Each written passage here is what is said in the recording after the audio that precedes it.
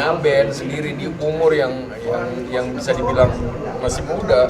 Karena kan aku sih ngeband juga seumuran dia, tapi kan berhasilnya di umur 29 tahun. Kalau dia di umur segini udah punya karir, udah punya fans, bahkan followers media sosialnya juga lebih tinggi dia daripada aku.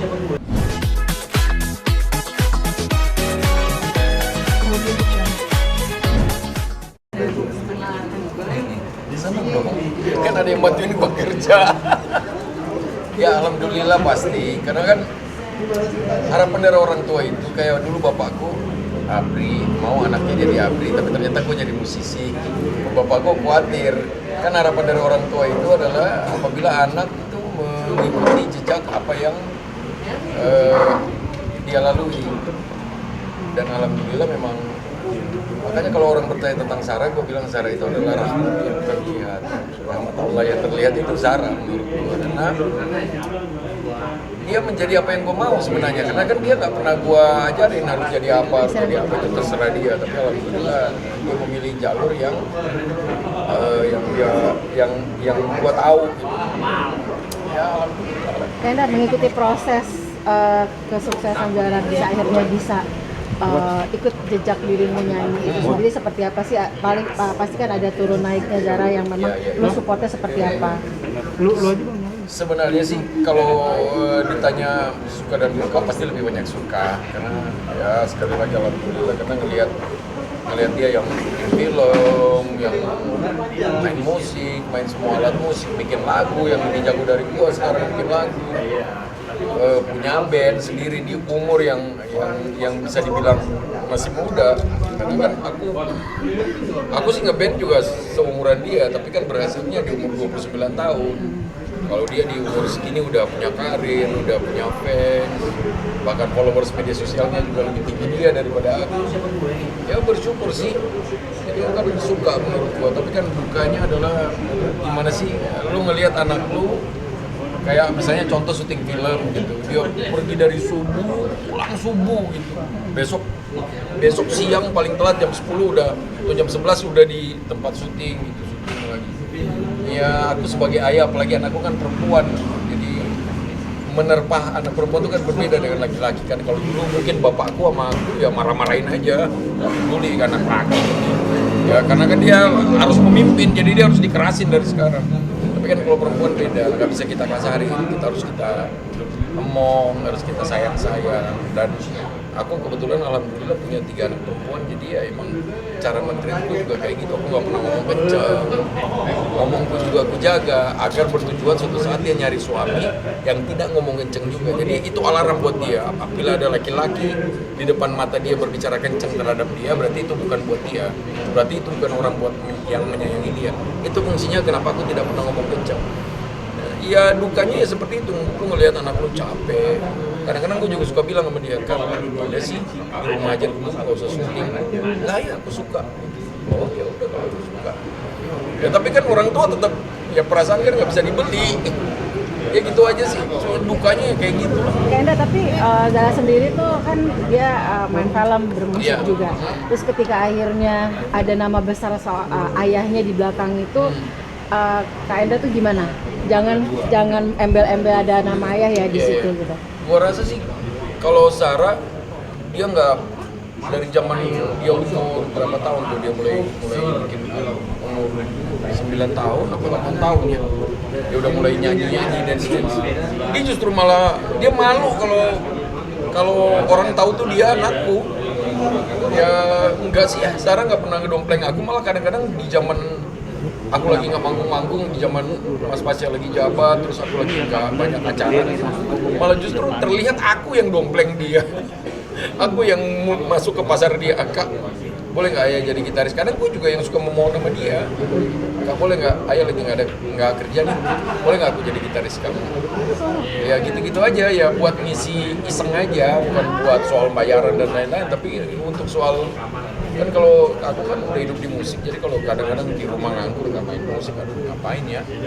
Masanya tuh memang jengkreng-jengkreng sendiri di rumah kayak orang gila. Tapi Mas Enda memberi nasihat kepada Zara, misalnya di dunia tertentu jangan seperti. Aku nggak pernah ngasih, aku nggak pernah membicarakan itu karena aku tahu dia tahu.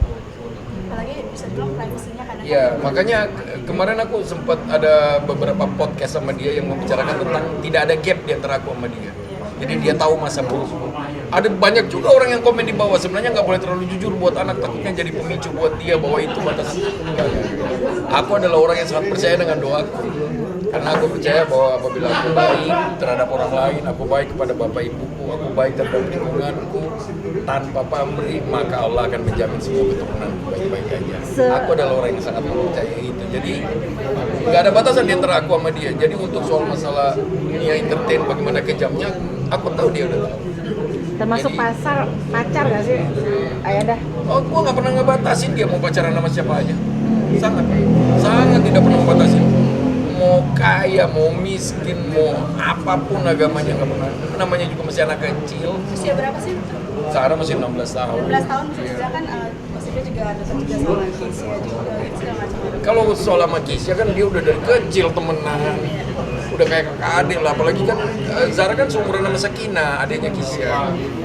Dan Kisya kan memang kayak gitu kan dari dulu Kisya penyayang sama adik-adiknya. Emang terlihat banget karena kan paling tua di Ungu itu kalau anak-anak kita itu ada Reka, anaknya Mas Roman. Habis Reka ya udah Kisya.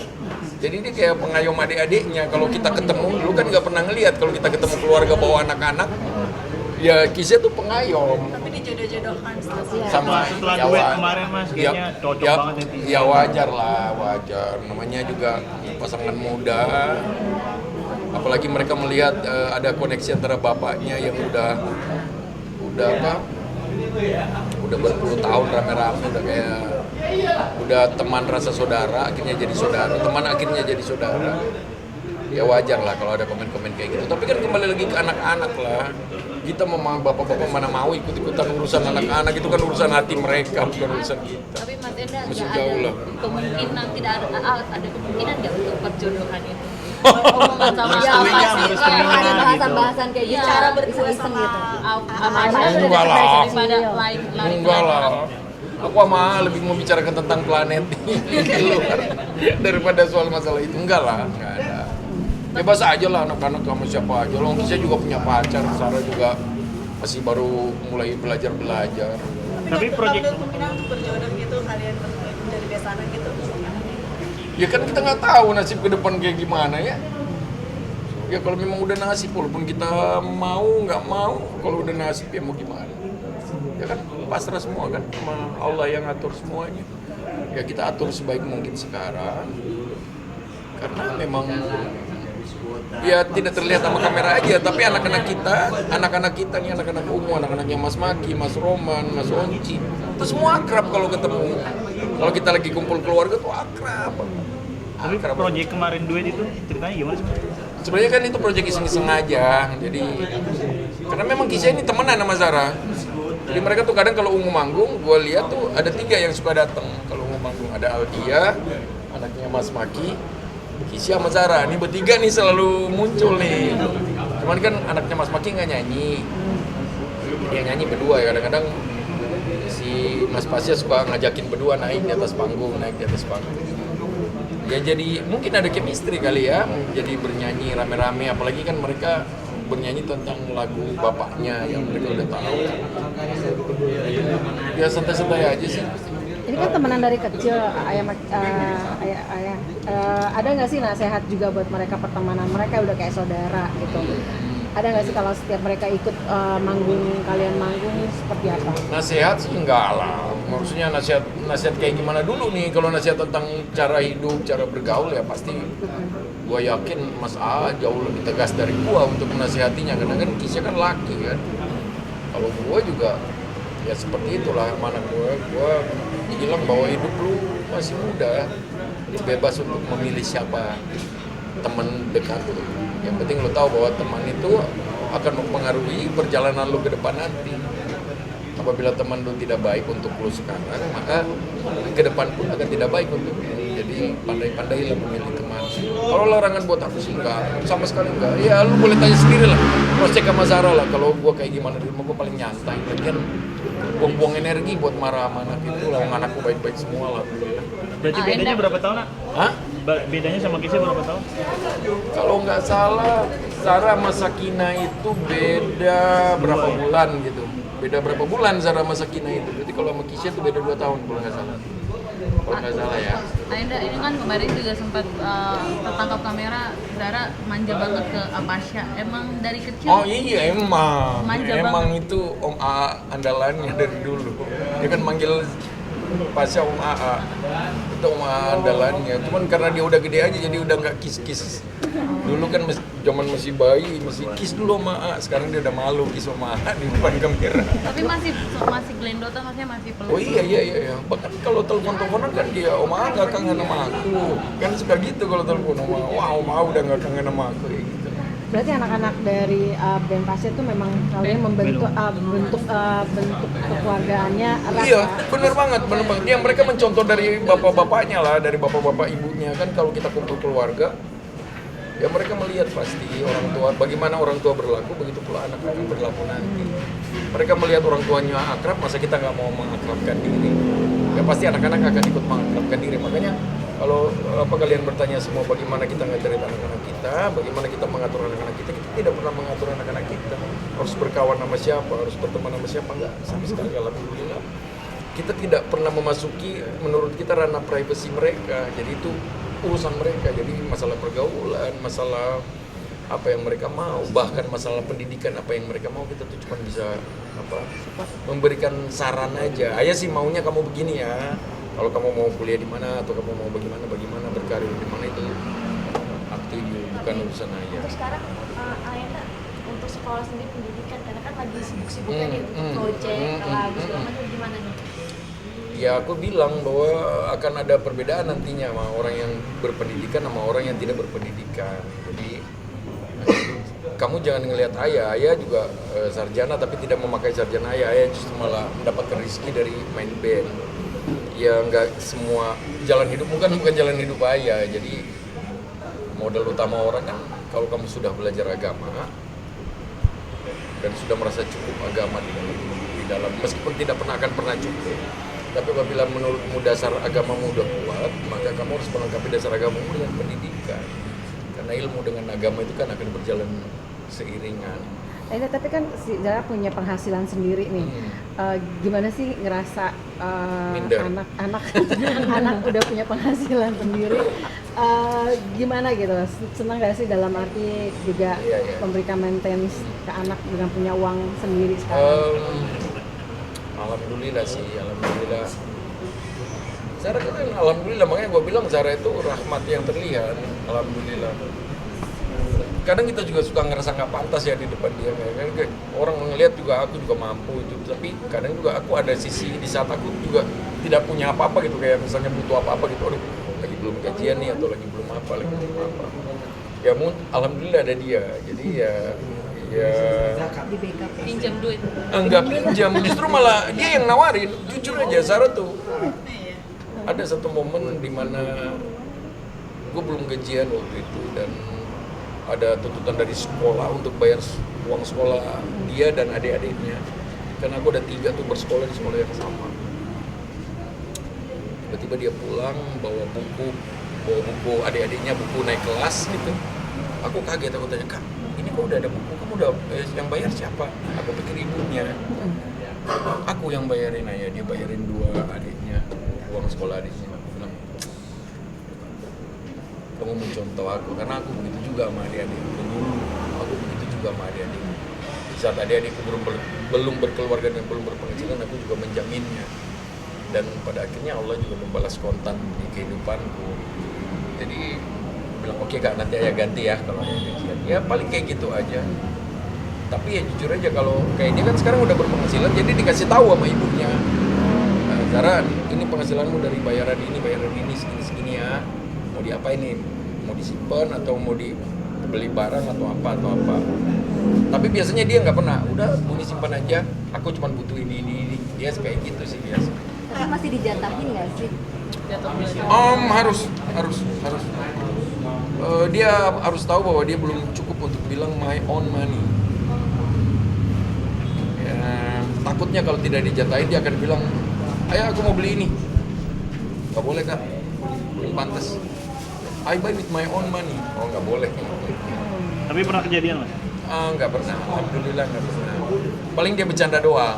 Biasa dia bercanda aja ya, namanya juga anak-anak. Bercanda paling. Ayah aku baru habis beli ini. Kak ngapain sih beli ini? Kamu kan masih punya ini. I buy with my own money. Oh, on money kamu ya. Yang paling kayak gitu aja. Santai kok, alhamdulillah santai. Tapi barang biasa dibatasin. dikasihnya. Ya tergantung lah ya, kayak kalau kayak baju, aku selalu bilang sama dia, aku sangat selalu bilang sama Zara, Kak, orang yang menonton kamu di atas panggung itu susah loh. Meskipun dia tidak membayar, meskipun manggungmu kadang-kadang gratis, tapi dia butuh biaya angkot untuk datang ke sini. Dia butuh meluangkan waktu, ada effort untuk melihat dirimu. Masa iya toh kamu cuma pakai baju segini harganya? Please hargai dia dengan memakai baju bagus. Jadi biasanya dia pengeluaran yang paling gede itu buat beli barang buat manggung, baju, sepatu, apa yang dia pakai buat syuting. Biasa gitu, karena aku selalu ngajarin dia untuk menghargai orang yang nonton kamu. Kalau kamu mau di-entertain, berarti ini kamu harus lakuin. Your maintain your gaji ya, sama aja kayak aku juga kayak gitu. Bayaranku berapa di UMU, ya aku potong aja. Ini buat panggung berikut aku akan menyediakan alokasi dana tersendiri untuk baju gue kayak gini. Jadi tidak kayaknya kok kayak nggak adil gitu ya sama penonton. Iya nggak sih? Gue nggak tahu apa gue doang yang berpikiran kayak gitu, apa yang lain nggak tahu ya. Tapi gue sih berpikiran seperti itu, makanya gue mengajarkan itu ke anak.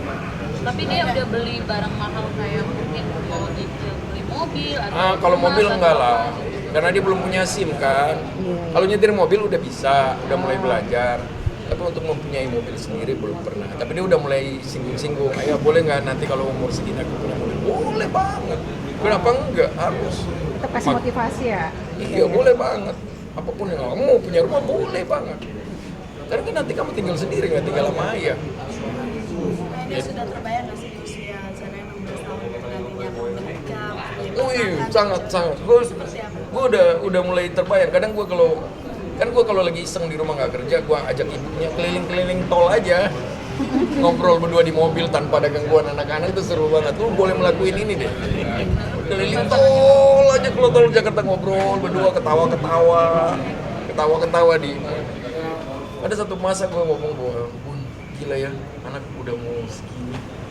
Nanti kalau anak gue yang paling kecil Alia itu kan sekarang umur 7 tahun. Aku bilang nanti kalau Alia seumuran kakak masih ada nggak ya? Lalu suka ngomong kayak gitu sama istriku. Mungkin dia bilang kamu ngapain sih ngomong kayak gini? Ya harus diomongin lah. Ya, udah mulai kepikiran. Mungkin di umurku yang nanti insya Allah berapa minggu 2 minggu lagi nih aku 47 tahun. Ya udah mulai kepikiran lah kayak gitu. Sama kan lu juga harus kepikiran kayak gitu kan? Lu udah mulai kepikiran kayak gitu nggak? Terus angkatan gue emang jangan bohong lu muda. Jauh dari pesan gue gitu ya. Nanti Iya. akan belajar sama istri gitu maksudnya. Iya pastilah, pasti kan apalagi anakku anak perempuan pasti akan dibawa orang semua. Pasti akan dibawa orang semua. Makanya aku adalah orang yang, makanya aku sama mertuaku sekarang tuh benar-benar akrab banget.